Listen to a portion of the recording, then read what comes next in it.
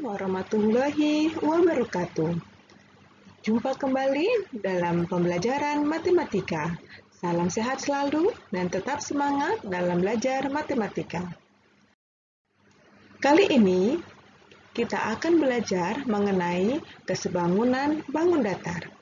Tujuan pembelajaran pada pertemuan kali ini yaitu setelah mengikuti proses pembelajaran, diharapkan kalian dapat mengidentifikasi dua benda sebangun atau tidak jika diberikan gambar beberapa bangun segi banyak beserta beberapa informasi mengenai panjang sisi atau besar sudutnya.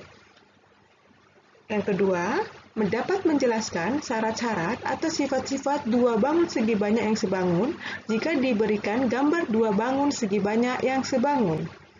Yang ketiga, dapat menentukan panjang sisi atau besar sudut yang belum diketahui dari dua bangun segi banyak yang sebangun jika diberikan gambar dua bangun atau lebih segi banyak sebangun beserta beberapa informasi mengenai panjang sisi atau besar sudutnya.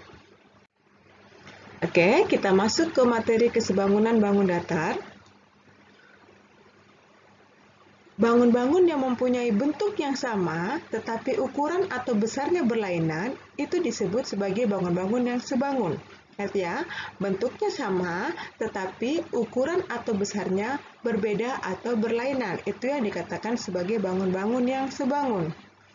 Untuk menentukan dua bangun yang sebangun, kita dapat menyelidikinya berdasarkan dua hal berikut ini. Yang pertama, kedua bangun itu harus memiliki pasangan sudut bersesuaian yang sama besar.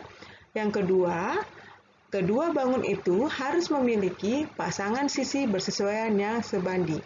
Inilah syarat atau sifat-sifat yang harus dimiliki jika dua bangun yang dapat dikatakan sebagai sebangun, yaitu harus memiliki pasangan sudut bersesuaian yang sama besar dan memiliki pasangan sisi bersesuaian yang sebanding. Sisinya yang bersesuaian tidak sama panjangnya, tetapi dia sebanding karena bentuknya sama, ukurannya berbeda. Oke. Kemudian kita lihat contohnya. Pada gambar nampak dua buah persegi panjang yang masing-masing yang pertama berukuran 24 cm dikali 18 cm, artinya panjangnya 24 dan lebarnya adalah 18 cm. Sementara persegi yang kedua memiliki panjang 16 cm dan lebar 12 cm. Pertanyaannya, apakah kedua persegi panjang ini sebangun? Ya, bentuknya sama, yaitu persegi panjang, tetapi kita lihat ukurannya berbeda. Apakah bangun ini bisa dikatakan sebangun? Nah, untuk menyelidikinya kita harus menyelidiki dua syarat atau sifat tadi, yaitu apakah sudut-sudut yang bersesuaian sama besar, dan yang kedua apakah sisi-sisi yang bersesuaian sebanding. Kita cek, kedua persegi panjang pasti memiliki sudut-sudut bersesuaian yang sama besar. Kenapa? Karena setiap sudut pada persegi panjang adalah siku-siku, sehingga sudut yang bersesuaian pasti sama besar. Oke, jadi syarat untuk sudut terpenuhi. Nah, sekarang kita lihat sisinya. Kita bandingkan sisinya. Untuk panjangnya, persegi panjang yang pertama adalah 24, yang kedua adalah 16, berarti 24 banding 16, disederhanakan sama-sama dibagi 8 adalah 3 banding 2.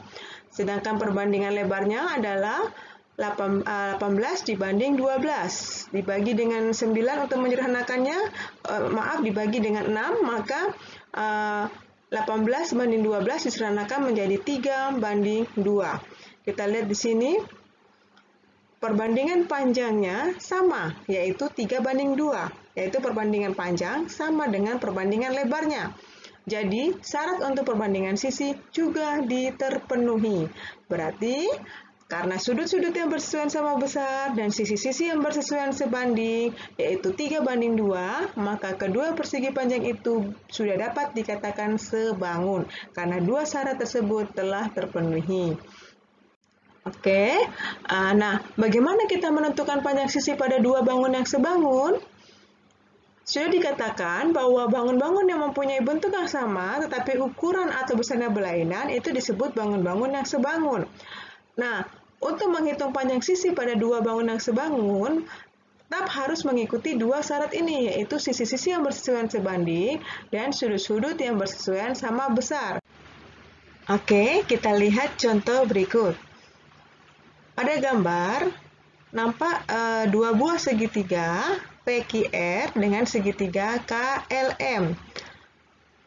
Dua bangun segitiga ini sebangun. Yang ditanya, tentukan panjang PQ.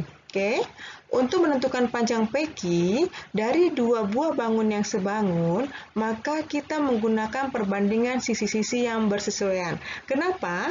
Karena dua bangun dikatakan sebangun jika sudut-sudut yang bersesuaian sama besar dan sisi-sisi yang bersesuaian sebanding. Dan pada soal sudah disampaikan bahwa dua bangun ini sebangun. Otomatis maka sisi-sisi yang bersesuaian pasti sebanding. Sehingga untuk mencari panjang PQ kita gunakan perbandingan. PQ pada segitiga PQR bersesuaian dengan sisi LM pada segitiga KLM. Nah, bagaimana kalian bisa dengan mudah menentukan sisi yang bersesuaian? Bisa kalian lihat dari sudut yang seletak dengan sisi tersebut. Atau bisa juga dengan melihat panjang sisinya, yang panjang dengan yang panjang, yang pendek dengan yang pendek, yang sedang dengan yang sedang. Tetapi untuk lebih teliti lagi, bisa kalian lihat dari sudut yang seletak dengan sisi tersebut. PQ yang seletak dengan sisi PQ adalah sudut 40 dan 80. Maka pada segitiga KLM, sisi yang seletak dengan 40 dan 80 derajat adalah sisi LM. Maka PQ bersesuaian dengan LM. Maka ditulis perbandingannya PQ banding LM. Sama dengan, karena kita mulai perbandingannya dari segitiga PQR, maka kita mulai juga perbandingannya dari segitiga PQR untuk perbandingan di sebelah kanannya, yaitu kita cari panjang sisi yang sudah diketahui, yaitu PR. Kenapa kita tidak ambil QR? Karena QR belum diketahui panjangnya. Berarti kita cari sisi yang lain yang sudah diketahui panjangnya adalah PR. Nah, PR pada segitiga PQR bersesuaian dengan sisi KL pada segitiga KLM. Lihat ya, sudut yang seletak adalah 40-60, maka yang di sebelahnya atau segitiga KLM 40 dengan 60 derajat ada pada sisi KL. Nah, dengan menggunakan perbandingan, kita tinggal memasukkan panjang sisi yang diketahui. PQ banding LM diketahui 7,5 sama dengan PR-nya 6 banding KL-nya adalah 9. Nah, untuk perbandingan, untuk menyelesaikannya kita gunakan kali perkalian silang. 9 dikali PQ sama dengan 7,5 dikali 6. Maka 9 PQ sama dengan 7,5 kali 6 adalah 45. Berarti PQ adalah 45 dibagi 9, maka PQ sama dengan 5. Jadi, panjang PQ sama dengan 5 cm. Bagaimana anak-anak? Mudahkan untuk menentukan panjang sisi pada dua bangun yang sebangun. Ingat, untuk menentukan panjang sisi pada dua bangun yang sebangun, kita cukup menggunakan perbandingan sisi-sisi yang bersesuaian. Oke, kita lihat contoh berikutnya. Oke, ini adalah gambar segi 4, ya, segi 4. Dikatakan bahwa gambarnya di samping menunjukkan dua bangun yang sebangun. Kalau dia sudah dikatakan sebangun, berarti sisi-sisi bersesuaian dan sebanding, sehingga kita bisa menggunakan perbandingan sisi-sisi yang bersesuaian. Oke, panjang PQ. PQ bersesuaian dengan ML. Kita lihat simbol sudutnya, bulat kosong dengan silang, maka PQ bersesuaian dengan ML dengan lambang sudut yang seletaknya adalah sama. Sama dengan, nah kita cari panjang sisi selain PQ yang diketahui. Nah, di sini kita ambil QR. QR bersesuaian dengan KL. Oke. Kenapa kita tidak ambil PS? Atau ambil RS, kalau kita ambil PS di sini bersesuaian dengan apa? Bersesuaian dengan MN, sementara MN di sini belum diketahui. Maka kita carilah yang dua-dua, yang dimana sisi yang bersesuaian itu sama-sama diketahui panjangnya. Ya, kemudian berarti kita ambil adalah QR. Kenapa? Karena QR bersesuaian dengan KL ya, simbolnya silang sama simbol sudut di sini. Berarti sama-sama diketahui, maka kita gunakanlah perbandingan tersebut.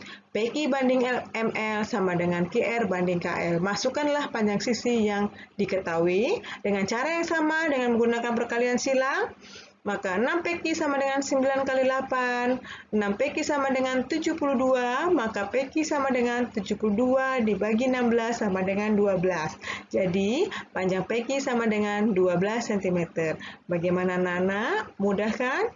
Untuk menentukan panjang sisi pada bangunan sebangun, kita cukup menggunakan perbandingan sisi-sisi yang bersesuaian. Oke, terima kasih. Semoga kalian bisa memahaminya dan tetap semangat dalam belajar matematika.